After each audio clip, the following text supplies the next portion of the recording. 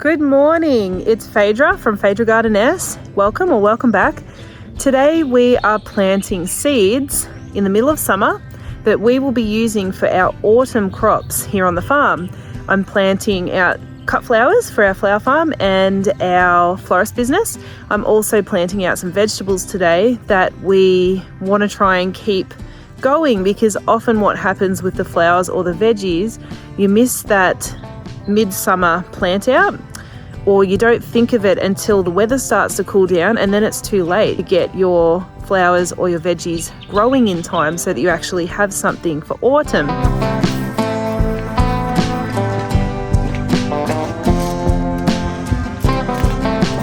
We are heading over to the summer grow tunnel, so it's just got shade cloth on it.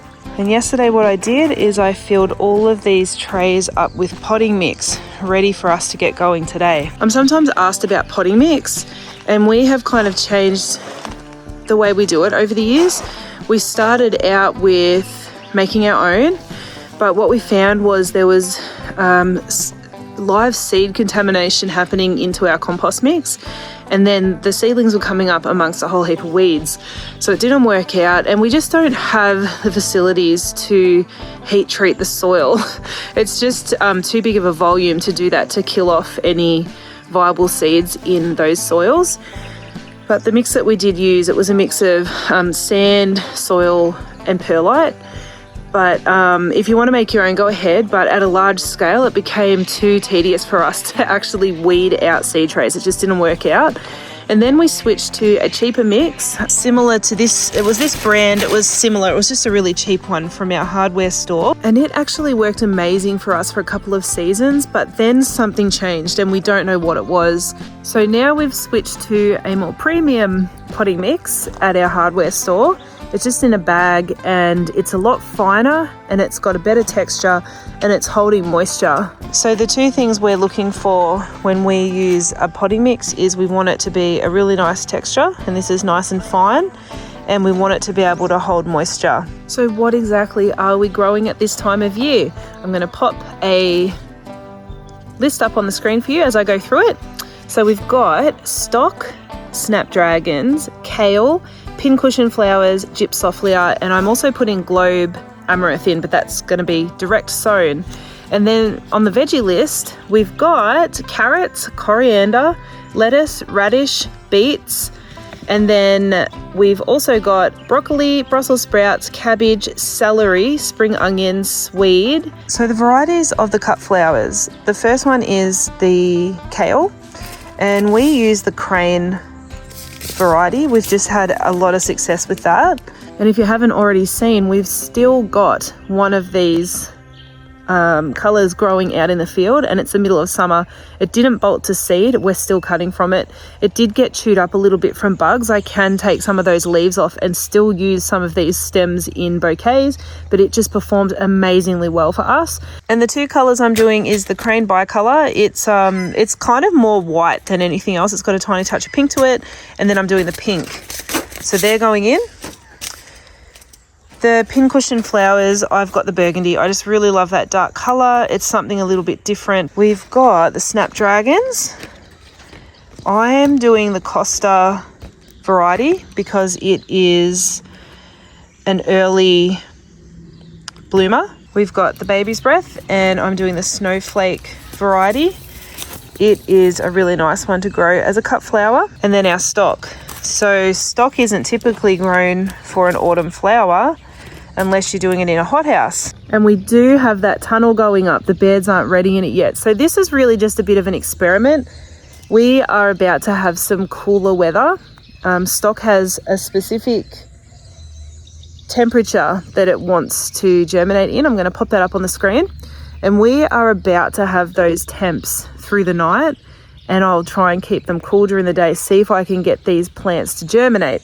If I can't get them to germinate, the experiment's failed. It's too early to plant them out, but they also take quite a while to flower, so 140 days. If I can get them to flower, we'll have autumn flowers, late autumn flowers, which will be amazing. The frost is going to ruin them, unless I can get them in that grow tunnel. So the stock is a bit of an experiment. The seed that I've got here is quite expensive. The expensive seed, which was from High Sun, I've got the double up pink and the double up white. I just sort of kept it easy. And then going out into the field direct is the Globe Amaranth. I've got white and what have I got? White and I think a purple. I wish I had pink, but I don't. I'm aiming to get these flowers sown by the 15th of January. So anyway, I'm filming this. It's going to be up on the channel within 24 hours. So there's no need to panic. I'm putting this up straight away. I'm also going to put a post up on Instagram, Phaedra Gardeness, and I'm also going to put an article, it'll be a free read, up on Patreon. So go and check that out too. I often hear that people aren't sure exactly when to start their seeds, and I'm going to show you how to do it, how to figure that out. So if you go to some of the bigger websites, so in Australia, the Seed Collection has a really good growing information, and in the US, Johnny's Seeds has really good information. If you are somewhere else and you don't have a big seed company that has really good growing information, you can just Google it. So you could just Google stock flower days to germinate, or you can Google stock flower days to flower. So to work out when to sow your seed, you want two numbers. You want your frost date. So depending on what time of the year you're planting flowers, for me, I want my first frost date. So we're in summer. I want to know roughly when that first frost is going to hit, which for us is the middle of May. If you're planting spring flowers, you want to know what your last frost date is. And I worry about that more after winter. So I'm planting in the middle of winter. So for me right now, I want to know my first frost date, and I want to know how many days it's going to take for these particular seeds to flower. So for instance, with the stock, it's 140 days. It's quite long. So I'm taking that frost date and I'm counting back 140 days. I just calculate how many weeks it is and I count back how many weeks. So I grab a calendar, or your calendar on your phone or your computer, or whatever it is, and you're just counting back those weeks until you get the date that you need to sow by. I then add a couple of extra weeks to that because pending conditions, things can take much longer. And in this case right now, I've added another month to that because I actually want to harvest flowers in autumn.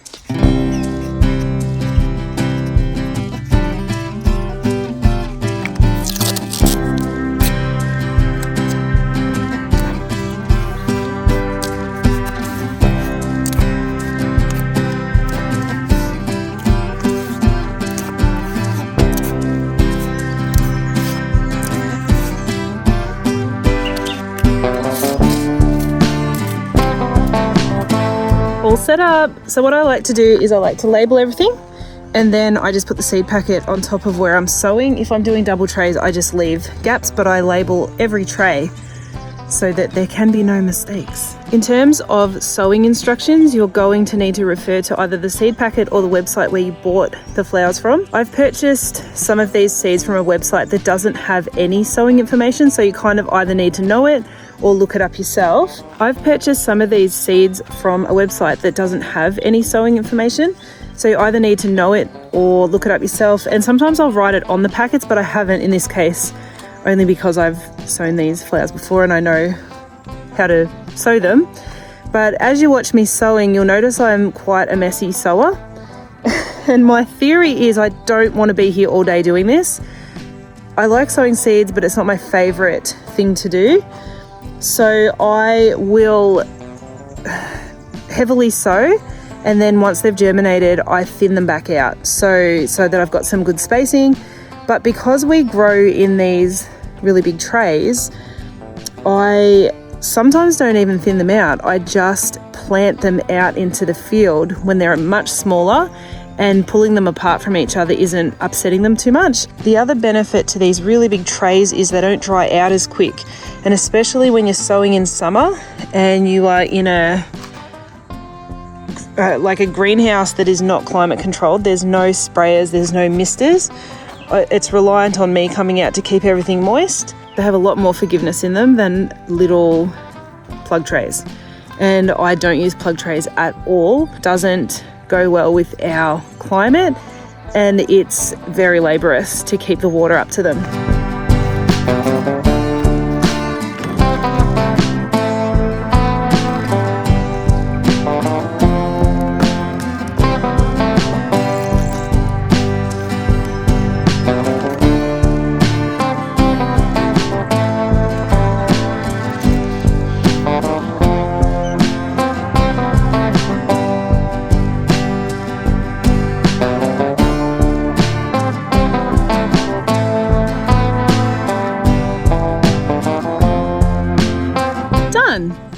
What I will do now is water them, and it's really important to keep them moist now until they've germinated, which for me is 3 times a day. I'll be out here watering, keeping them really moist. The other thing I'm going to do is I'm switching this shade cloth over to a heavier one. This one lets through a bit more light than the green one I've got, and I really want to try and keep them as cool as possible, because most of these seeds are germinating below 22 degrees. So we've got to try and catch as much of that temperature as possible to try to ignite those seeds and get them germinated.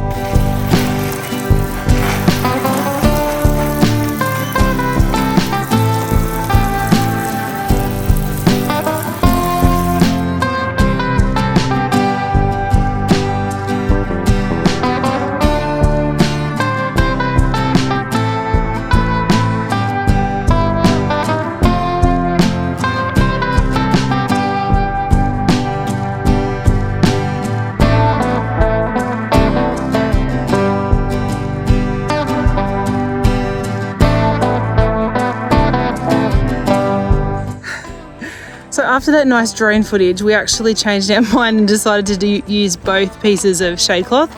It's the middle of summer here, it's really hot, the sun is very intense. So I just thought, let's make it a really good shade house, because these plants to raise from seedlings don't need full sun. Join me on Saturday. I'm doing a farm tour, full farm tour of our flower farm, and we've got our veggies growing in amongst our field. Subscribe if you like what you've seen and you'd like to see more. Give me a thumbs up, and please leave a comment. I try to reply to all the comments. Okay, see ya. Bye.